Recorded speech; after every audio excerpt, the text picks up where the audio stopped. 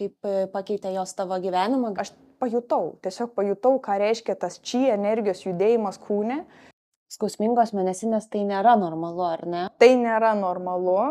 O kaip galvoji, tai nebūtina yra tabu? Kad tik nusiplaut, kad tik pabėgt nuo jų, pasakysiu, kad taip patiriu orgazmą, bet tik atšokit nuo manęs ir neklauskit tokių klausimų. Labadiena. Šiandieną laidoje Kūnas, protas, siela svečiuojasi žavinga pašnekovė Edita Esenku-Šimkutė. Edita yra įgijusi netradicinės medicinos magistro laipsnį, yra sveikos gyvensenos lektorė. Dao tantros mokėsi pas daoistų meistrą Manteką Čiją, tapo Dao tantros instruktorė ir savo žiniomis bei praktikomis dalinasi su moterimis organizuojamose stovyklose ir seminaruose. Sveika, Edita. Labas. Labai smagu tave šiandieną čia matyti. Man taip pat malonu su tavim šiandien pabendrauti ir manau, kad žmonės išsineš daug įdomaus iš mūsų pokalbio. Net nebejoju. Tai iš tiesų ne vieną kartą minėjau žodį Dao, manau, mūsų žiūrovam būtų labai įdomu sužinoti, kasgi yra Dao. Dao tai yra kinų integralinės jogos sistema, tai yra platus mokymas, kuris apima meditacija, qigong praktikas, tai yra tam tikras judesio mankštas su energijos judėjimu. Viena iš tų dalių yra Dao seksualinės praktikos, kurias gal daugeliu suprantama kalba galima pavadinti kaip tantrinėmis praktikomis, bet tai iš esmės yra kinų dalis.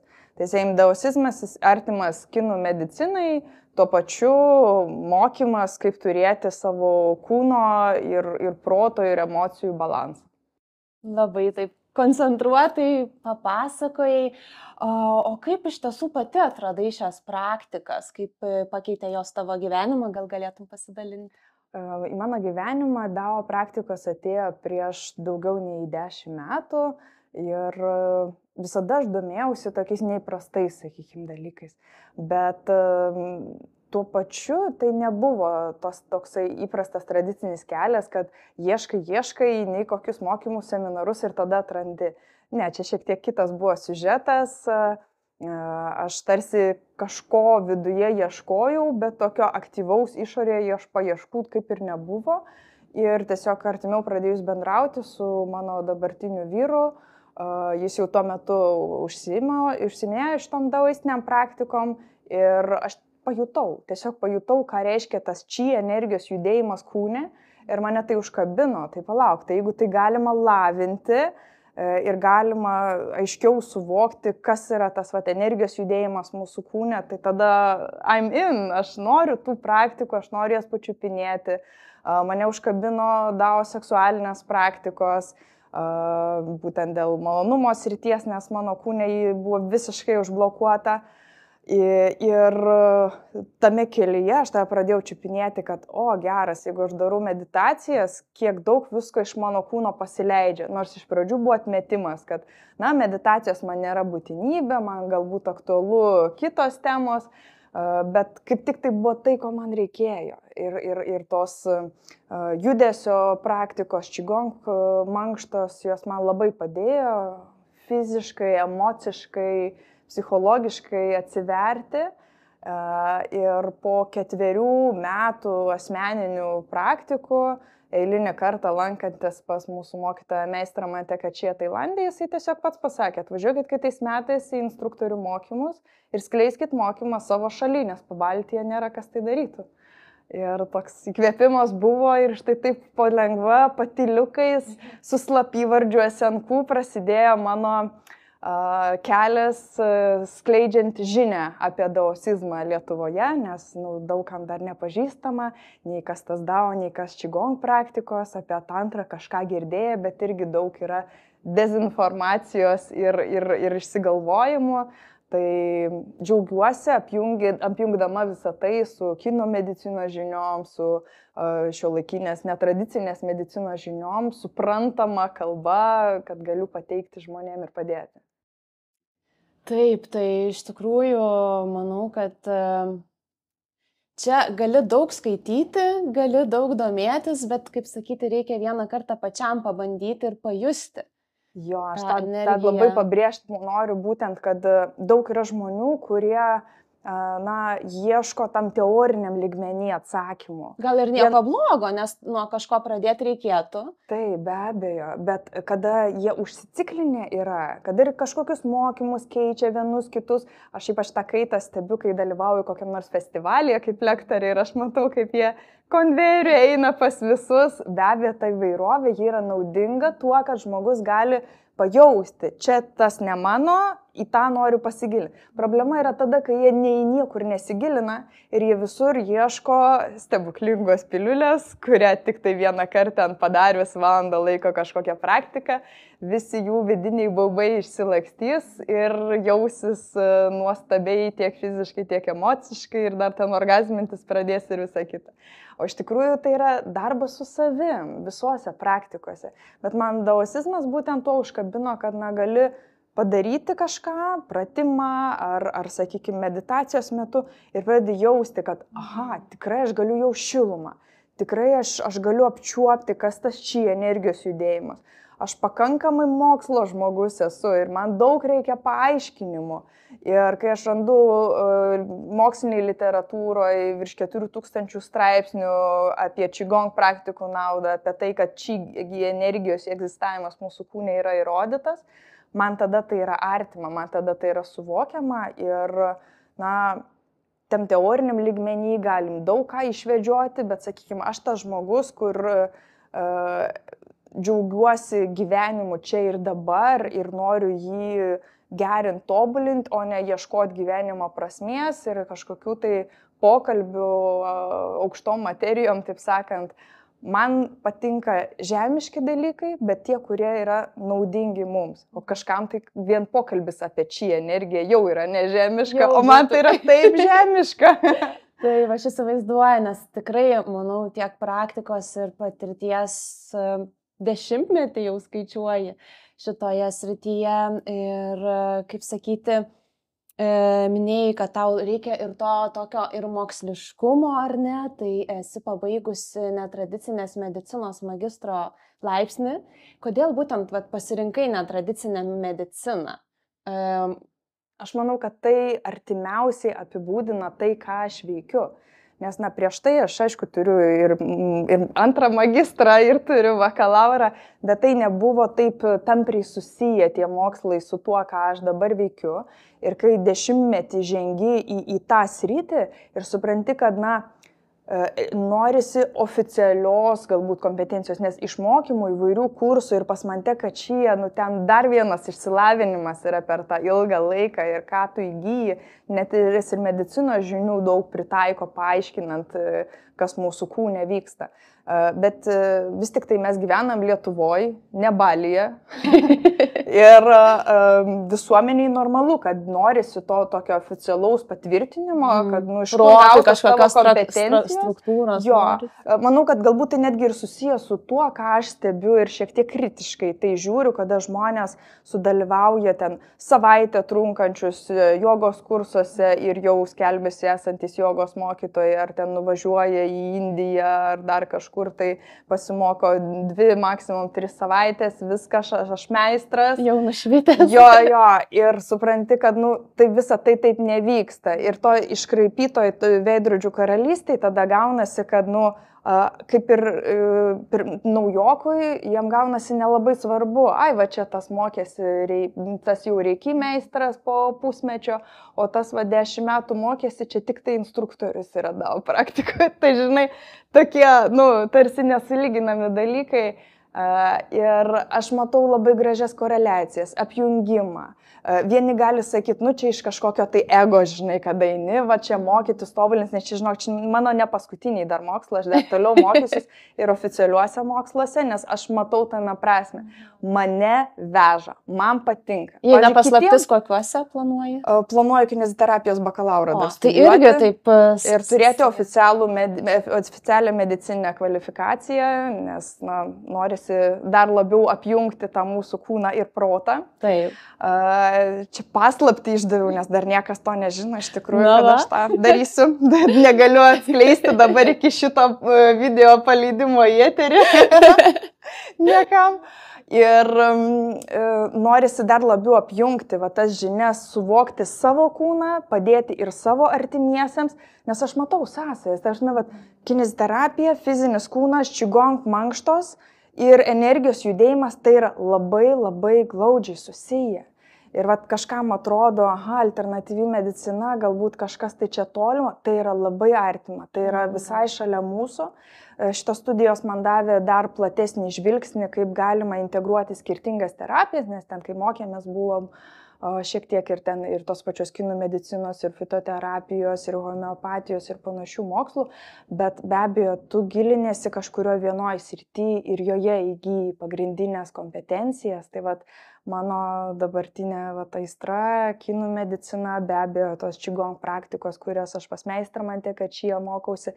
Ir aš ten irgi keliu kvalifikaciją, vėl naujus egzaminus laikau ir norisi dar įgyti daugiau žinių ir toj pačioje kineziterapijoje, nes man patinka mokytis.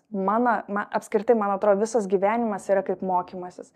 Vieniems žmonėms yra kančia ir aš tą nuolat matydavau pas savo grupiokus ir praėjusiuose senosiuose studijose, kurios netiek susiję su mano dabartinė veikla, bet aš matydavau, vieniems tai būdavo kančia, o kitiems, žinai, kaip man, eini savo, lengvai, sirenki tas 10-tukas, tai žinai, nes jeigu tave tai veža... Taip, tai man atrodo, gal raktas ir yra tame, kad atrasti savo tą sritį. Ne tai, kad kažkoks tai, žinai, kad ieškai per mokslą patvirtinimo, užsidėsiu pliusiuką, aš dabar turiu tokią išsilavinimą. Kur daugelis tikriausiai irgi tokių pliusiukų renkasi. Daugeliu to reikia vien dėl pliusiukų. Man norisi dėl mano žinių bagažo išplėtimo. Nes kuo aš giliau einu į mišką, tuo aš daugiau sutinku medžių, jų matau. Ir ne visus tos medžius tada atpažįstu, bet man labai smalsu. Ir, sakykime, iš tų pačių alternatyviosios medicinos studijų, kai aš pačiupinėjau vien tik tai pažintinės, skaitykim, paskaitos, kas ta kineziologija, kaip mūsų kūnos įtampos susijusios, kad pėdoje trauma gali atsiliepti galvos skausmu. Mantė Kačyje yra labai žinomas meistras visame pasaulyje. Ir iš tiesų šios praktikos mena tūkstantmečius, ar ne? Ir kiek aš skaičiau, kiek domėjausi, kad jos buvo senovėje prieinamos tik tai labai išskirtiniam sluoksniui žmonių. Kaip tu galvoji, kodėl jos nebuvo viešai paplitusios? Tik tai, galima sakyti, visai neseniai dalinasi šiomis žiniomis su plačiaja visuomenė. Jo, ir iš tikrųjų meistras, pavyzdžiui, Mantė Kačyje, jisai pats tą žinias gavo iš kelių meistrų ir sujungė į vieną sintezę, Universal Healing Tao System įkūrė. Ir jo meistras tiesiog jam pasakė, sako, atėjo laikas tau dalinti šitom žiniom, jam pačiam vos virš 30 tuo metu buvo, sako, dabar tu esi meistras, eik į pasaulį, dalinkis, nes kitaip šitos žinios tiesiog išnyks. Senaisiais laikais, tai be abejo, ten meistrai turėdavo savo mokinius, dažnai tik tai vos vieną kitą mokinį. Kodėl? Todėl, kad tai žinios apie tą mūsų subtilųjį kūną, tame slypi daug galios. Ir mąstymo laisvės tuo pačiu, ir tos fizinės galios.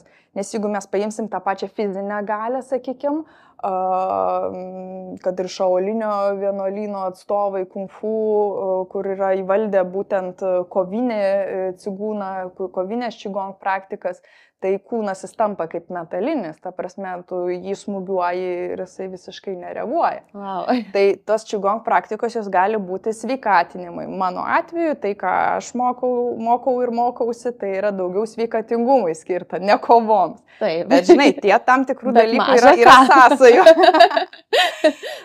Ir apskritai, žinai, kai tu įgyji tą tokį platesnį suvokimą savęs, pasaulio, tave supančių žmonių, tu mažiau gali būti kontroliuojamas kažkieno. Senais laikais valdžia, valdžios atstovai, tai buvo viskas, absoliuti valdžia, imperatoriaus valdžia ir jie realiai žiūrėdavo, kad jokių būdų plačioji visuomeniai tos žinios nebūtų pasklidusios. Jiems nebuvo naudinga. Nebuvo naudinga, nes kaip tik, sakykim, daosizmo žydėjimo epochoje, kada jie labai daug pažengė medicinoje, tai čia 5000 metų atgal, tai valdžia galvojo, kaip čia juos dabar tos daosius šiek tiek labiau sukontroliuoti, kad jie būtų pavaldus imperatoriui. Ir laikui bėgant iš to, kad pradžioje tai, ką, sakykime, mes esam perėmę iš Manteko Čija, tai yra tas pirminis daosizmas, kuris yra tiesiog filosofija ir mūsų kūno sveikatos gerinimui, vėliau jis buvo konvertuotas jau netgi į religiją. Paverstas į religiją. Nors iš tiesų tai nėra religija. Nu, tas vėlesniuoju laikotarpiu tai buvo tapę religija. Bet dabar, šiandien dienai. Tai žiūrint kokia atšaka. Labai daug atšakų ir aš žinau, kad Kinijoje egzistuoja tos daosių šventyklos, nė vienoje nesu buvusi, nes tas senasis daosizmas sako, šventykla yra mumise. Taip. Niekur kitur. Ir či gyvybinė energija yra mumise. Ir jeigu jau taip kažkam reikia to, kas vadinama dievu, tai būtų Wu Chi, tai yra ta pirma pradė energija. Tai man tai yra lengviau suvokti, kad yra kažkokia pirma pradė energija, kuri galbūt kažkaip tai gali veikti ir mane, o ne tą tokį europietišką suvokimą. Sakau, man dėl to daosizmas toks arčiau mokslo, žinai, yra. Tikrai labai įdomu.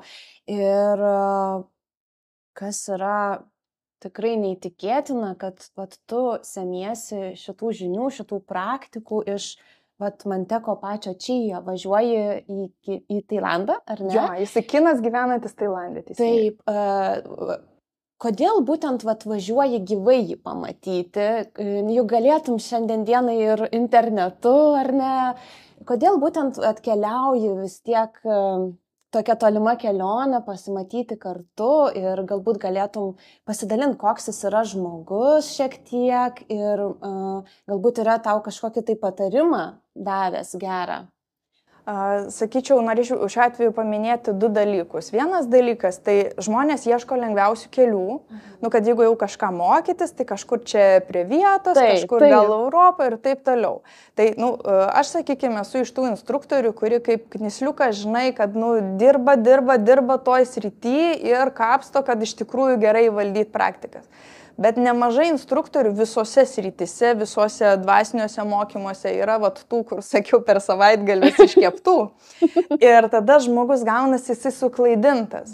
Tarsi nori gauti gilių žinių, bet gauna ne tai, ko tikėjosi, nėra efekto ir tada meta pačias praktikas kažkurioje srityje arba sako, kad jos neveiksmingos, dėl kad ne iš to šaltinio mokėsi. Taip.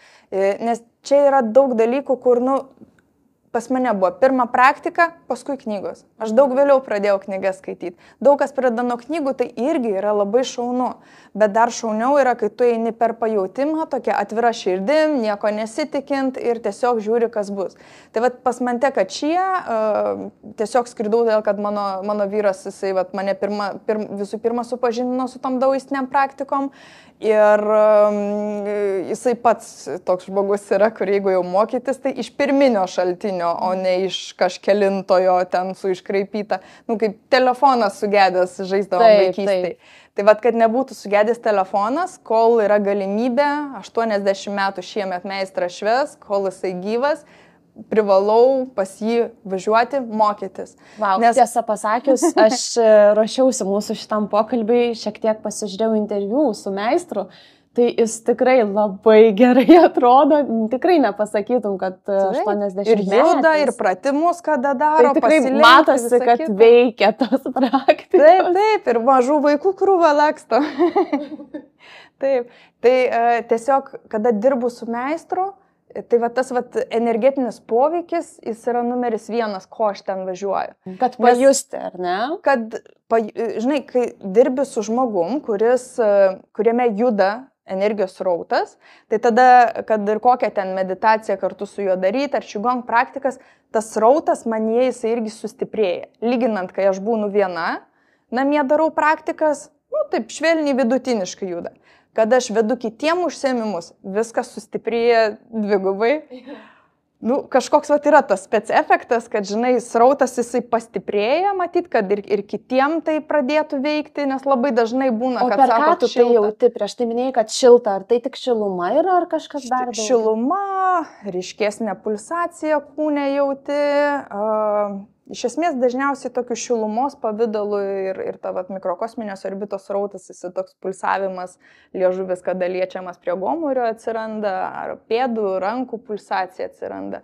Na, tam tikri dalykai, pagal ką aš skiriu, kad yra stipresnis tas efektas. Tai va, kai dirbu su Manteku Chia, tai ten būna 5-eriopai stipresnis efektas ir verta trenktis į Tailandą, kad gauti tą efektą. Nes, žinai, kada aš 10-metį vis pas jį nuskrendam ir ten atbūna mėnesį ar pusantro ir vis tiek yra ta žiemos ryto programa, jinai kiekvienais metais praktiškai ta pati atrodytų. Ir dažnai sulaukiu tokio klausimo, tai ko tu ten važiuoji, tu ką tokia neprotinga, kad tau nedašyla iš pirmo karto? Nu, žinok, rimtai, būna taip subtiliai, bet maždaug paklausė, sako, taigi nuvažiuoji vieną kartą, viskas aišku, gavai diplomą, ko tu ten dar važiuoji? Tiesiog pabūti Tailandė šiltai. Bet yra va tas nematomas dalykas. Ir nesvarbu, kad jis kartoja tą pačią teoriją, tu girdi, bet netgi kada jis kalba tą teoriją, jauti, kad tas energijos judėjimas, jisai kūne, jisai vėl toksai sustiprėjęs. Ir tai reiškia, kad mano emocinis visas valymas, jisai sustiprėja. Taip, aš turiu daug įrašų su Manteku Chia, kuris veda užsiėmimus ir karts nuo karto įsijungiu, bet tai yra ne tas pats. Būna per karantiną ten ir live retreatuose dalyvavau, bet tai yra ne tas pats. Ne, negu kad būti vienoje erdvėje ir jausti, kad kažką tavyje suaktyvino. Ta prasme, čia kaip net ir tie fiziniai, sakykime, dalykai. Jeigu kambaryje, salėje kažkas įjungtų šildytuvą, tai tu po kurio laiko pradėsi jausti, kad šilčiau pasidarė, nes šiluma eina nuo to šildytuvo. O šildytuvą per ekraną įjungia, labai gerai, žinai, savo smegenis suaktyvinus ir vizualizuojant irgi mes galim nemažai ką nuveikti, bet tai daugiau tada gausis kaip vedimas, o kad či energija mūsų kūne pradėtų labiau judėti, tai va tas toksai tiesiog sakoma kaip žiežirbą gauni, o malkas mes turime kiekvieną savyje. Tai esmė yra ne tai, kad kažką gydyti savomis rankomis ir panašiai, o duoti aiškės labai instrukcijas ir pajautimą žmogui, kaip judėti savarankiškai. Taip, galima lydėti su pagalba, aš ir kiekvieną savaitę online vedu užsiėmimus, bet žmogus pats savyje suaktyvina visą tai. Ir pats turi norėti ir praktikuoti. Jo, bet tai yra labai fainai, net ir iš pirmo karto, žinai, kada stovykloje sudalyvauju ir sako, vau, aš negalvojau, kad aš tai pajausiu, aš negalvojau, kad pajausiu tiek šilumos, arba kada ten pereinam prie praktikų su dubens dugnus, prie nefrito kiaušinio praktikos, aš tiek fobijų vidinių turėjau, o pasirodo, aš čia taip gerai kažką tai paleidau iš savo vidaus ir jaučiuosi daug laisvesnė ir atsivėrus emociškai. Vau, tai kalbant dabar apie nefrito kiaušinį, ar ne, vedi taip pat užsiėmimus moterims, praktikas su nefrito ir, man atrodo, ir kitokių ten yra mineralų kiaušinukų. Tai iš tiesų tai yra kaip ir seksualinės dao praktikos dalis, ar taip galima būtų pasakyti? Tai galbūt galėtum pasakyti, kuomgi yra svarbi ta seksualinė energija žmogui? Bendrai ar praktikose? Ir praktikose, ir bendrai, kaip tau? Žinai, bendrai paėmus, tai mūsų gyvybinė energija ir seksualinė energija jos labai susijusios. Tai, sakykime, iš dao praktikų pusės žvelgiant, tai nėra taip, kad visiškai būtų tapatu, vienas ir tas pats, bet mes seksualinę energiją galime transformuoti ir papildyti savo gyvybinės energijos atsargas, kurias mes turime inkstuose prigimtinai. Tai pavyzdžiui, ta prigimtinė mūsų inksto energija, kas iškrauna, tai inkstus pernelik stimuliuojantis produktai kaip kava, pavyzdžiui, išgirsta visi, oi, aš nenoriu kavos atsisakyti. Bet aš irgi buvau 10 metų atgerus kavą ir paskui, kai atsisakiau, iš pradžių atrodydavo, kad daug nuovargio kūne, o paskui kaip tik supratau, kad aš grįžau kaip tik į save, nes nebeišeikvoju pernelik daug energijos. Kažkokie tai, nežinau, ten ekstremalus sportas arba netgi ten siaubo filmai ir panašiai, kur stipriai aktyvinam mūsų baimės, mūsų inkstų energiją, tai jie irgi iškraudinėja mus. Tai galima sakyti, kad inkstai kaip ir susiję su baimės emocija? Taip, kiekvienas organas susiję su tam tikra emocija ir su fobijom, baimėm būtent susiję inkstai, bet inkstai taip pat siejasi su šlapimo pūsle ir mūsų lyties organais. Todėl jeigu mūsų kūno, ypač juosmens srityje, tos baimės labiau yra uždariusios, tai dažnai nukenčia ir visa ginekologinė sritis. Ir moteris, kurios turi įtampų dubens srityje, jos labai dažnai jas turi dėl kažkokių vienokių ar kitokių baimių. Tai gali būti kažkokias pasąmoninės, o tai gali būti iš kažkokių patirčių atėję, nebūtinai, nes daug kas primityviai galvoja, jeigu patyrė kažkokią tai grubumą seksualiniai sferoje, tai tada jinai turės tas baimės. Nebūtinai. Ta baimė jinai gali būti ten iš vaikystės įdiegta, žinai, kad nuodėmė, intimumas, kaip negerai, ir žmogus taip ir gyvena ir 50 metų sako, kaip aš čia dabar rimtai krūtų savimasažą galima daryti, rimtai galim čia kiaušinuką įsidėti vidų, o tai kaip čia dabar, ta prasme, kad... Bet man gera yra to žmogaus realybė, tuometinė. Ir man gera matyti tą atsiverimą, tas vidinės transformacijas, kai moteris pradeda labiau priimti, mylėti savo kūną ir visą tą savo intimėją sferą. Ir įdomu tai, kad seksualinė energija, mes ją galim panaudoti ne tik tai tam džiaugsmui, malonumui poroje, arba net ir asmeniškai maloninant save, mes galime nukreipti tą seksualinę energiją stuburo aukštyn į galvą ir per priekį leisti žemyn ir pamaitinti savo vidaus organus, turėti tą efektą gydantį, užtat ir yra tas terminas gydomoji tau meilė, reiškia, kad seksualinę energiją mes galim panaudoti savo sveikatingumui, mes galime tą energiją pamaitinti savo vidaus organus, užuot, kad jį tiesiog išsivaikščiotų, nes pas moterį, tai sakoma, būtent per menstruacijas mes netenkame labai daug ne tik seksualinės, bet ir gyvybinės energijos. Tai jos labai glaudžiai yra susijusios ir kuo daugiau apie tai kalbam, tuo daugiau žmonės pradeda atkreipti dėmesį ir į sveikesnę gyvenseną, ir į tai, ką mes valgom. Ir su kuo bendraujam. Ir su kuo bendraujam, ir kas apskritai mūsų aplinkoje yra. Aš turiu omeny, ten, žinai, net ir apie kokį plastiko naudojimą, kada organizmas su BPA užsiteršia, žinai.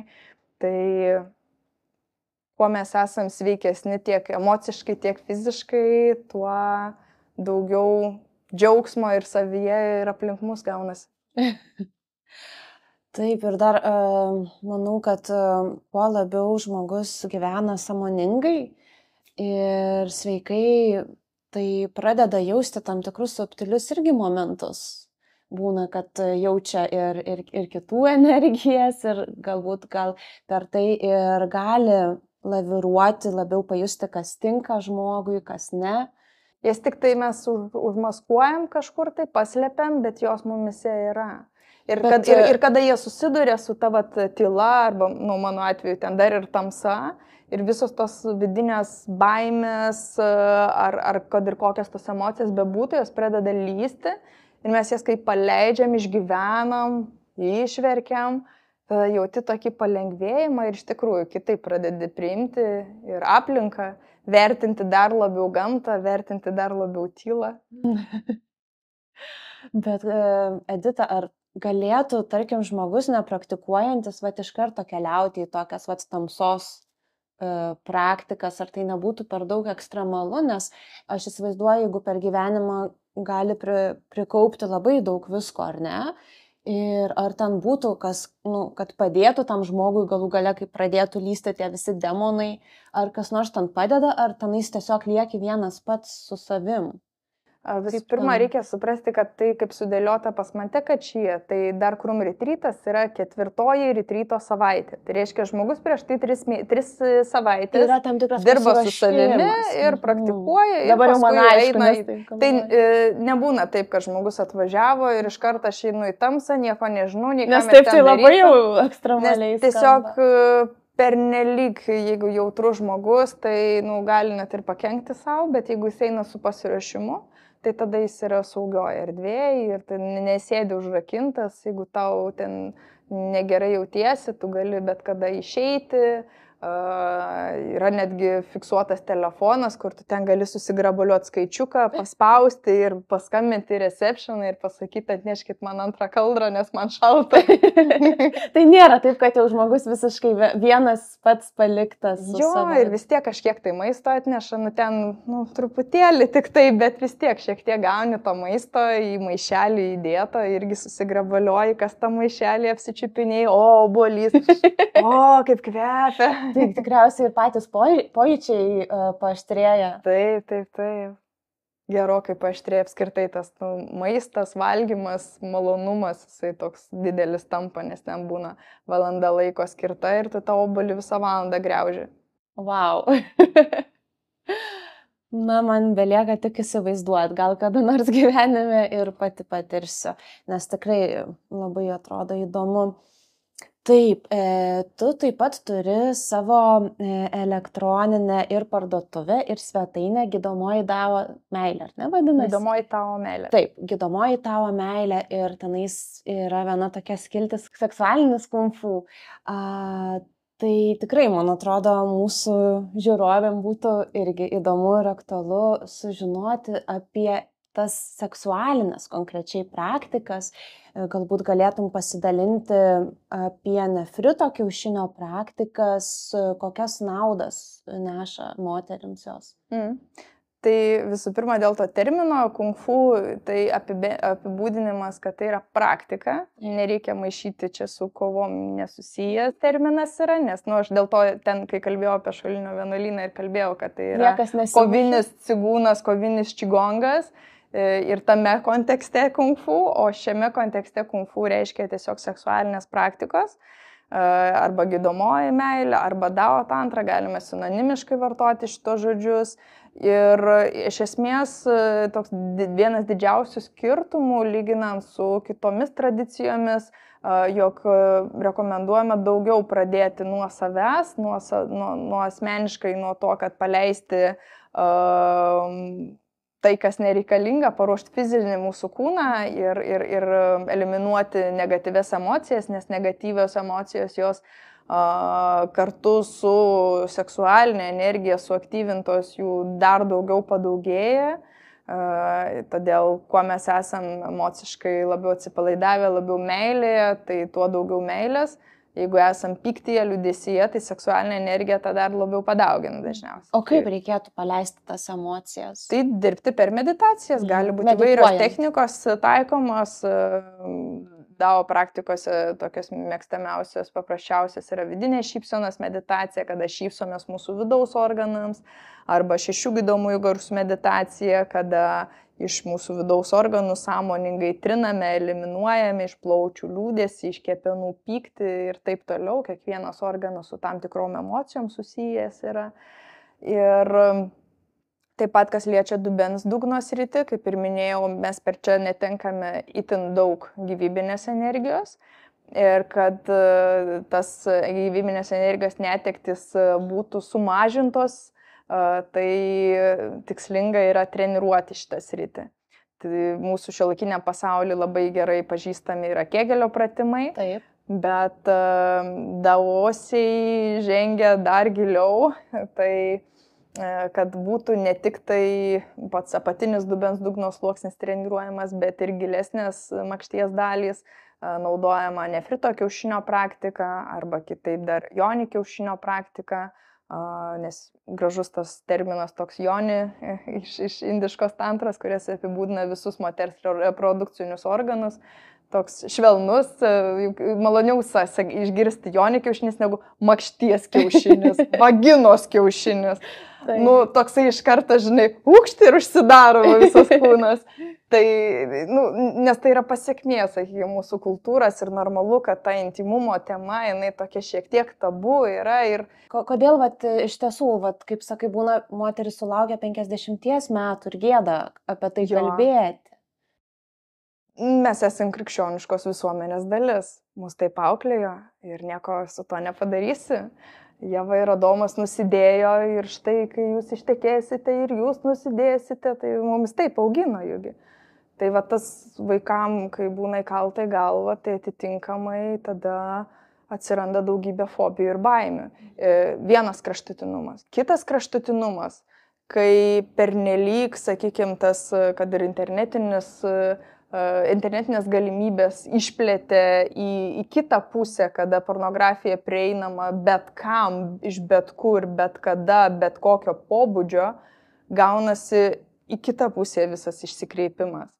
Ir gaunasi, kad tokia kaip tuštuma toj srity, kad o kas kalbės apie tai, kas yra meilė tarp dviejų žmonių, kaip turėti darną intimumą poroje ir kaip patirti orgazmą moteriai. Nebūtinai, kad, žinai, kažkaip tai vėlgi į tą porno pusę, žinai, pakreipti, bet per tokius labai paprastus netgi dalykus, kur, atrodytų, kaip ir elementaru, kad klitorio galvutė turėtų būti stimuliuojama, bet visuomenėje vis dar labai daug įsitikinimo, kad vaginaliniu būdu kiekviena gali patirti. Ne kiekviena, toli gražu, yra tam tikri fiziologiniai niuansai ir tik mažuma taip gali patirti, arba reikia įdėti nemažai pastangų, ugdant savo kūną, kad įjautrėtų tos kitos klitorio dalis, klitorio kojelis, klitorio svogūnėlis, kad kūną daugiau priplūstų kraujo ir nereikia norėti iš karto, kad orgazmintis ir ypač lyginti save su vaidintais filmais, kas yra visiškas absurdas.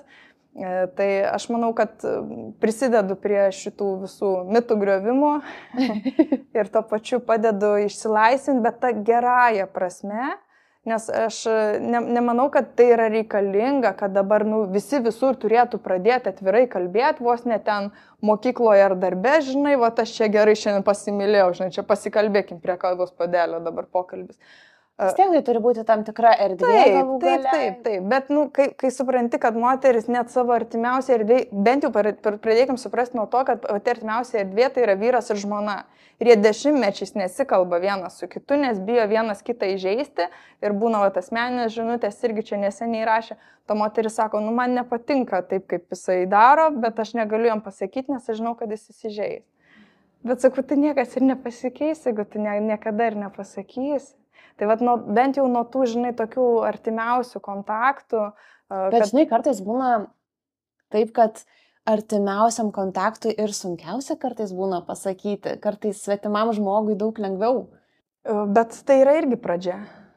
Pradėti nuo savęs, nuo tam tikrų dalykų, kur žmonės labai dažnai nusimeta savo atsakomybę, kad ir tam pačiam intimume. Štai čia kitas mano partneris turi padaryti taip ir anaip. Bet aš tai čia nieko dėta. Kaip tai nieko dėta? Tai jeigu kūnas yra to dubens srityje, galbūt su įtampomis ir jas reikia paleisti, galbūt kūne kaip tik yra nejautra ir reikia šitą sritį irgi išjudinti. Tai nefrito kiaušinio praktika, kada yra naudojamas tokio nedidelio kiaušinuko formos natūralus mineralas, akmuo, nefritas, gali būti rožinis kvarcas, gali būti juodas obsidianas. Jis naudojamas būtent mūsų vidinėms treniruotėms, kada kombinuojame kažkiek su Kegelio pratimais, bet būtent sutraukiame mūsų vidinius raumenis, kad tą kiaušinuką įtraukti gilyn į vidų ir kūnas jis gauna atgalinį ryšį, kur, kiek, kaip sutraukti. Nes jeigu mes darom be jokių papildomų priemonių, sakykime, tos pratimus, tai dažnas atvejis, kad kūno neįdarbinam tų zonų, kurias turėtumėm darbinti. Moteris pastebi labai didelius pokyčius, kas liečia, sakykime, ir menstruacijų skausmą, nes čia vienas iš mano mokslinio tyrimo objektų buvo pagrindinis magistro darbe, kaip tai veikia skausmingas menstruacijas. Šitą nefrito kiaušinio praktiką aš online vedžiau 2 mėnesius užsiėmimus ir buvo labai didžiulis pokytis, kad moterims ženkliai sumažėjo skausmai.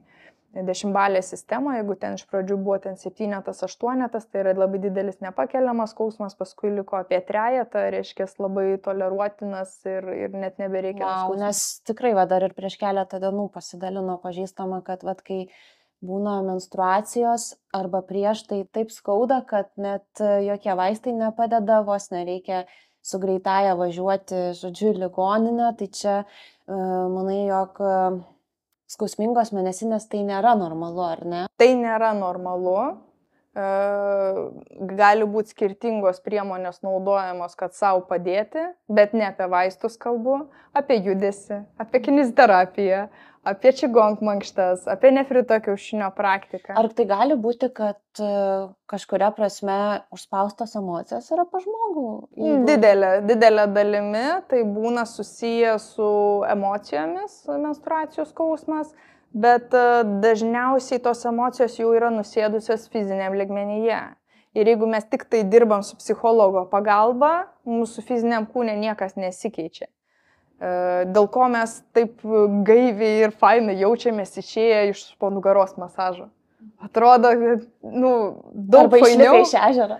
Ja, tai daug fainiau negu su kažkuo labai ten atvirai pasikalbėjus, ten irgi palengvėjimas, bet iš po masažo tai toksai, wow, visai geras jausmas ir mes patys net pagerėję pasidarom iš po to, kai fiziškai mūsų kūnas labiau išsilaisvina. Jeigu geras tas masažas būna. Jo, bet ta prasme aš apie tai, kad emocijos jos nusėda fiziniam kūne.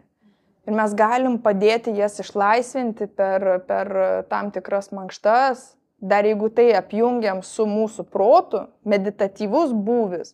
Tai va tos čigong praktikos iš esmės yra arba judesys, arba judesio didelio nėra, bet tai yra mintis, ten kur yra energija, ten pradedam jausti šilumą ir po truputėlį ta šiluma, jinai padeda atsipalaiduoti, čia panašiai kaip ir pirties šiluma mums padeda fiziškai atsipalaiduoti, taip ta vidinė šiluma iš vidaus mums padeda irgi paleisti tam tikras emocijas. Tai man labai įdomus procesai ir labai įdomu stebėti tiek save, tiek kitus žmonės, kai tai vyksta.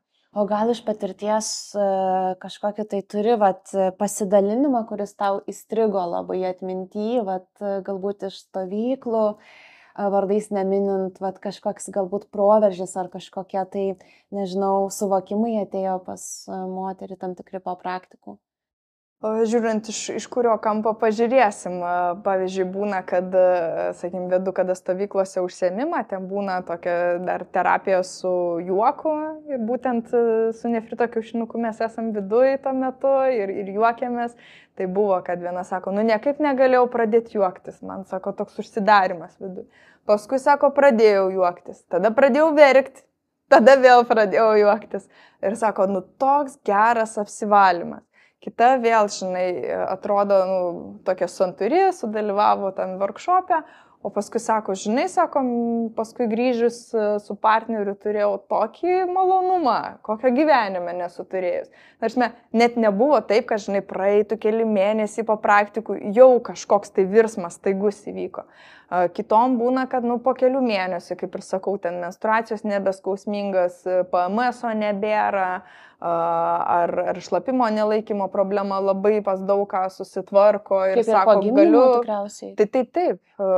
Sako, aš galiu šokinėti ant batuto, galiu saugiai jaustis, čiaudint, kosint ar kažką sunkaus keliant, nebėra diskomfortinių situacijų, kas liečia šlapimo nelaikymą, dėl kad organai gali jie sugrįžti į normalų būvį, jeigu mes juos treniruojam. Jeigu treniruojam ne tik tai per Kegelio pratimus, bet ir apskritai čia ir su pilvo diafragma yra susiję, derinama su kvėpavimu, ta nefrito kiaušinio praktika. Tai tų istorijų būna tikrai labai gražių ir sakau, net nežinau, iš kurio kampo man ją dabar parinkti, bet yra ir pas mane puslapyje, ten kas raštu parašo, tai stengiuosi irgi įdėti tokius anoniminius variantus ir apie tos daugkartinių orgazmų patyrimą moteris dalinosi ne viena, kad sako, aš pradėjau tai patirti, pradėjau suprasti, kas tai yra. Toks smagus variantas buvo, kada dalyvavo mano moksliniam tyrimė, ten virš 100 moterų, dėl skausmingų mėnesinių ir viena sako, kaip fainai, sako, va, į projektą atėjau dėl skausmingų mėnesinių, aš einu ne tik su neskausmingo mėnesiniam, bet ir pirmais gyvenime orgazmais. Oho. Tai žinai, kad kūną, kiek mes galim pažadinti. Iš tos sveikatingumo pusės, kada moteriai paskirta buvo operacija, kad viską organus turėjo kelti, nes buvo prolapsas ir paskui ir jinai pati šiaip mediciną yra baigusi. Ir po 2 mėnesių praktikų viskas pradėjo atsistatinėti labai sparčiai savo vietas ir jai atšaukė operaciją. Tai jinai man ten ant kartų rašė, kad aš kaip džiaugiuosi, kad man nereikės ten per vamsdelį šlapintis, nes sako, čia nerealu. Tai yra tų tokių ir emocinių, ir fizinių istorijų, žinai, kaip iš kurio kampo. Mano pačios istorija buvo, kad aš iki tų praktikų jokio iš viso malonumo negalėjau patirti. Tai, ką skaitydavau Manteko Čia knygose, bejo, yra labai nuostabios knygos, seksualinės daistų praktikos moterims, yra vyrams ir poroms. Ir tai, ką aš skaitydavau tose knygose, kada ten 3 lygmenys moteriško malonumo, 3 į vandenis, man tai atrodė, tai fantastika, čia kažkas gimsta apdovanotos tokiom dovanom, aš nieko negaliu, tai taip ir nusensiu, ko gero. Nes iš tikrųjų statistiškai labai didelė dalis moterų negali pasiekti orgazmo. Taip, ir čia, tokia kaip ir tikrai tabų tema ir dažna moteris, ir aš buvau ta, kuri googlino, vedžiau į Google paiešką, kaip patirti orgazmą ir aš neradau atsakymų. Ir kai aš tapau instruktorė, tai pirmas dalykas, ką aš padariau, aš sukūriau website, vieną iš skilčių, kaip patirti orgazmą ir ten detaliai surašiau viską, koks buvo mano kelias per šitas praktikas, per nefrito kiaušinio praktiką, ką galima dar integruoti, kad savo kūnui padėti ir eiti į tą patyrimą, nes, labai daug kas priklauso nuo mūsų pačių ir nuo mūsų proto, lygiai taip pat mūsų protas gali slopinti tą malonumą, lygiai taip pat mes galim savo kūnui padėti atsiverti. Wow. Tai žodžiu, tiesiog užbaigiant, kad tai, kas apie tos 3 vartus moteriškus buvo rašoma, tai palengva paskui tapo mano realybė. Ir supratau, kad apie tai reikia dalintis. Kad ir kaip tai būtų toksai, žinai, ne visai kartais ir jauku tokia atvira širdim pasakyti, nes, gal kažkas tai gali vėlgi pašaipiai sureaguoti viešoje erdvėje, bet aš vis tiek sakau, dėl to, kad aš žinau, kad tikrai yra daug moterų, kurios jaučiasi taip pat, kaip aš anksčiau jaučiausi, nepilnavertė, jaučiausi prislėgta, ypač jeigu šitas temas dar išgirsdavau, kad tik nusiplaut, kad tik pabėgt nuo jų, pasakysiu, kad taip patiriu orgazmą, bet tik atšokit nuo manęs ir neklauskit tokių klausimų. Tai aš tikiu, kad tokių moterų yra ir ne viena ir norisi įkvėpti, kad jos suvoktų, kad nesvarbu, jom 20, 30, 50, jos gali pažadinti savo kūną. Tai va, labai įkvepianti tavo šitą žinutę moteriams, bet man labai įdomu, Edita, kaip tu pati perėjai per tuos blokus kalbėti apie tai, ar tu vien tik tai galvojai, kad iš tos prizmės, kad padėti kitam žmogui, kitai moteriai, bet tikrai aš manau, kad buvo tam tikri procesai pereiti, viešai kalbėti apie tai.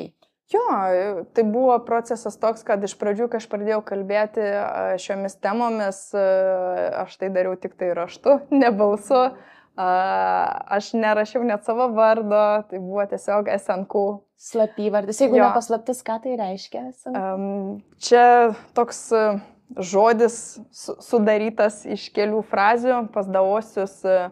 Yra tokia legenda apie 8 nemirtinguosius žmonės, kurie tiek daug praktikavo, kad pasiekė nemirtingumą, pasakojama, kad labai ilgai gyveno. Ir vienas iš tų herojų, iš tų nemirtingųjų buvo moteris Ho Hsien Ku.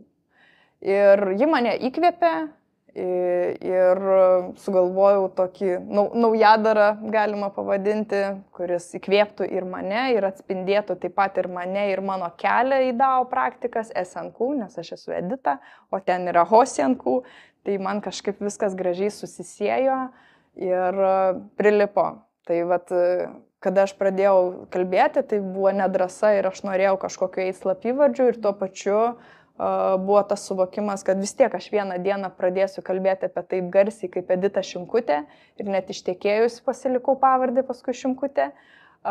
Nors pačioj pradžioj tai pasižiūrėjau, įvedė į Facebooką Edita Šimkutė ir 10 jų išmeta, skirtingų iš įvairiausių Lietuvos ir ne tik miesto ir pasižiūrė, taip galvoju, aš dar vieną Editą Šimkutę, tai va, jeigu reikėtų kažkam išsigūglinti, kaip paaiškinti, kuri ten iš jų, galvoju, ne, reikia kažką su tuo daryti, vis tiek į perspektyvą, tai va, tai ir prisistatau kaip Edita SNQ. Ir tai buvo pirmieji tie mano tokie žingsneliai, kalbėti garsiai, iš pradžių raštu, nerodant netgi veido tokias nuotraukas, žinai, iš nugaros, nes aš tuo metu dar dirbau ofise ir man buvo labai nedrąsu, kad o jeigu pamatys mano bendradarbiai, ką jie pasakys, ką aš čia dabar prieš kiek metų buvo? 11. Prieš 11 metų. Ja. O paskui vis pradėjau drąsėti, tada užsirašiau, kad Edita SNQ, tada jau su veidu, tada jau Edita SNQ Šimkutė, jau tada pilnai užsivadinau ir taip po truputėlį, žingsnelis po žingsnelio paskatinta iš tikrųjų tų pačių moterų atgalinio ryšio. Nes iš pradžių pas mane atvažiuodavo į Šiaulius į asmeninius mokymus, paskui aš pradėjau vesti seminarus, paskui stovyklas ir visos sakydavo, tai apie tai būtina kalbėti, kad tai jom yra svarbu, kad tai jom yra reikalinga. Nes ir tai mane beveik nekalba. Ir tai mane įkvėpia, kad, vadinas reikia, vadinas mano toks kelias, esu pakankamai drąsi pralaužinėti tuos tokius neįprastus ledus, kaip ir mano projektas, jau dabar man atrodo 7 metai vyks, 30 dienų be liemenėlės. Tai šitas mano projektas irgi sulaukė tokio iš suprantančių žmonių pozityvaus atgalinio ryšio, ten 10 000 moterų yra grupėje jau susirinkusių, kurios reguliariai arba didžiąją laiko dalį nedėvė liemenėlės. Kažkas tai ten žinias pasižiūrėjo, reportažą, ne, čia nesąmonė, čia taip negalima, nes jie dar tuose šablonuose, o paskui susitinku po kelių metų, sako, tu prieš 4 metus jau ten per teliką kalbėjai, kad nedėvėt liemenėlės. Aš sakiau, kad ne, jinai va tokia, taip negalima. Ačiū tau. Aš dabar, nebedėviu ir kaip gerai jaučiuosi. Tai žinai, yra žmonių dauguma, kuriems reikia laiko susivokti, ką aš pasakiau. Laiko žmonėms susivokti, kad galima būti be liemenėlės, kad galima tą pačią malonumo sritį pažadinti, kad galima natūraliai padėti savo be operacijų, ne visiems, bet didžiai daliai, sakykime, galima padėti, kam yra šlapimo nelaikymo bėda, jeigu tai yra pirminė dismenorėja, tai yra kada skausmingos mėnesinės, bet tam aiškių priežasčių, kai nėra cistomiomo arba endometriozės, galima natūraliais būdais savo padėti irgi išgyveninti skausmingas mėnesinės. Aš nesakau, kad alternatyviai medicina visada atvejais gali padėti.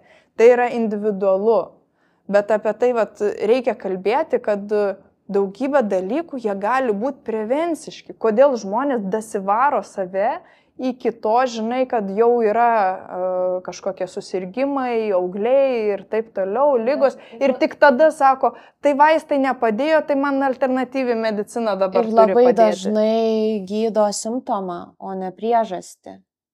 O aš manau, alternatyvi medicina, jinai kaip tik gilinasi į labai, sakykime, kaip sakyti, žmogaus visumą. Taip. Į visumą, į tam tikrų prasme ir į priežastis, nes jeigu mes atsikapstom savo ir pasąmonėj, kas ir kodėl, žiūrėk, žmogui ir nugaros skausmai pradingsta lyg niekur nieko, nors nieko ypatingo nedarė fiziškai. Tai yra tam tikri dalykai, kurie atrodytų gal iš pirmo žvilgsnio sunkiau paaiškinami, bet vis daugiau vyksta ir mokslinių tyrimų, kas liečia alternatyvę mediciną.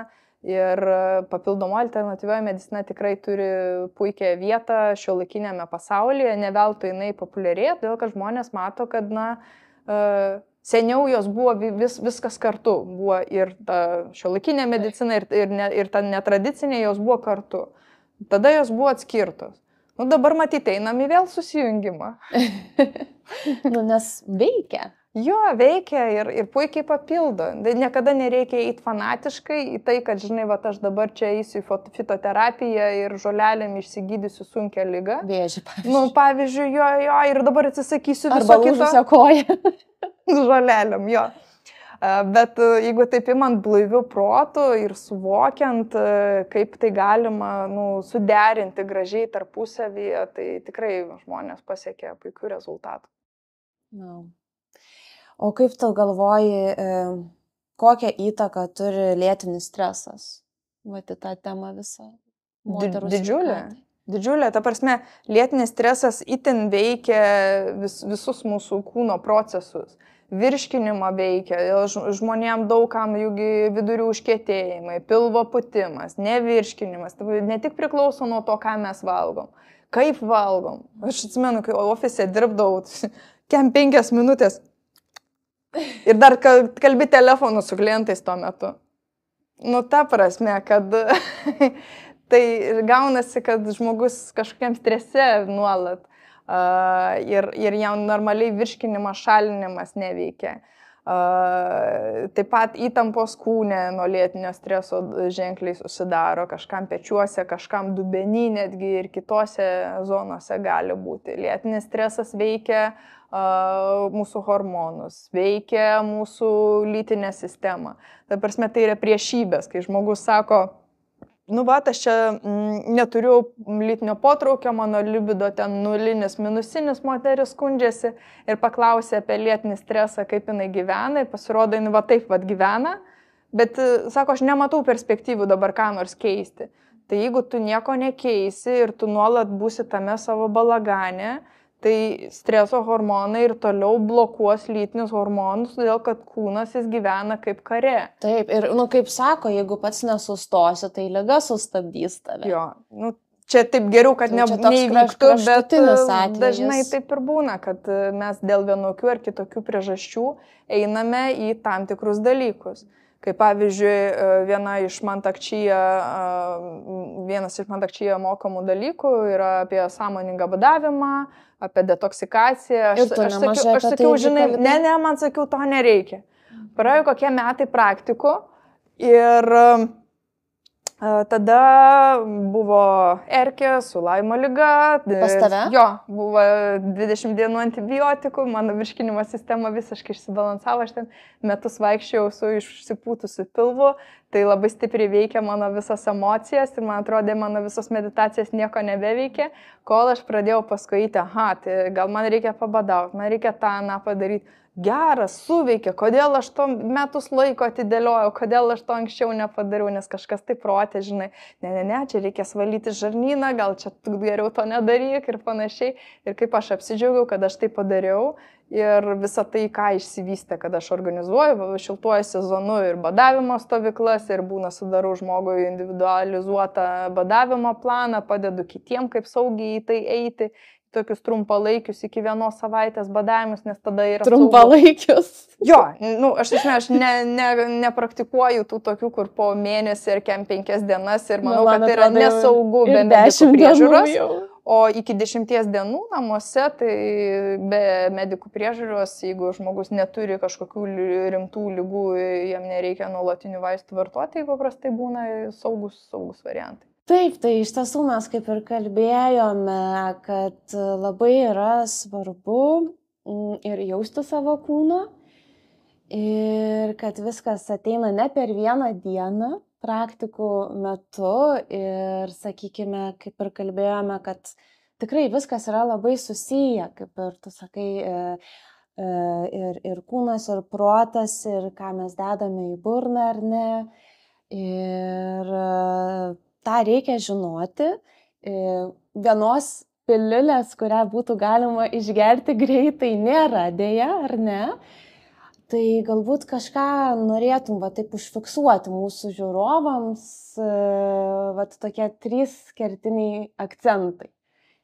Aš norėčiau galbūt užfiksuoti, kad kalbant apie tą meilę savo, meilę savo kūnui, tokia labai dažna tema, kad galima pradėti nuo tokių mažų žingsnelių, bet jie apimantis viską, apie ką mes šiandieną ir kalbėjom. nuo to, kad šypsoti savo vidaus organams, nes čia irgi labai toks dalykas, kuris neįprastas ir žmonės galvoja dažnai, kad meditacija dėmesys į kažkur, bet pradedant nuo savęs, širdis, pilvas, mūsų žarnynas, mūsų ginekologinės sritis, uždėti rankas ir tiesiog pasišypsoti ir jausti, kaip ta maloni šiluma eina, sklinda po mūsų kūną. Tai nuo tokių mažų momentų galima pradėti ir daugiau pasidomėti, tikiuosi, motyvavome jūs mūsų pokalbių apie dubens dugno sveikatą, kad jūs galite šitą sritį stiprinti ir turėti neskausmingas, lengvas menstruacijas, malonumą pažadinti. Tikiuosi, kad tai, ką jūs šiandien išgirdote, jūs įkvėps dar sveikesnį gyvenimą pradėti gyventi, arba galbūt jūs jau gyvenate gana sveiką, bet vis atrandat dar kažką sveikiau, ką padaryti. Kuo mes mažiau toksišką gyvenimą gyvensim, čia viskame, toksišką savo mintimis, emocijomis, mūsų supančiai žmonėm, bet taip pat ir mūsų žarnyno veikla ir ne tik maistu, bet ir aplink mūsų esančiais elementais, ką aš labai paprastų pavyzdžių ką tik paminėjau, tuo geresnė bus mūsų savijauta, bet visų pirma tai motyvacija. Nes mes galim aplinkui viską pakeisti, kad būtų idealu, atrodytų pagal standartą, čia viskas labai sveikuoliška, o viduje žmogui vis tiek tuščia. Tai vis tiek viskas prasideda čia, iš širdies, iš meilės savo. Ir tai yra itin svarbus momentai, taip kad dažniau šypsoti savo, einat pro veidrodį kiekvieną kartą nusišypsoti. Ačiū labai, Edita, už šį tikrai įkvepiantį pokalbį ir tikiuosi, kad ir mūsų žiūrovai išsineš daug naudingų minčių. Ir ką, ačiū tau labai. Dėkui. Dėkui.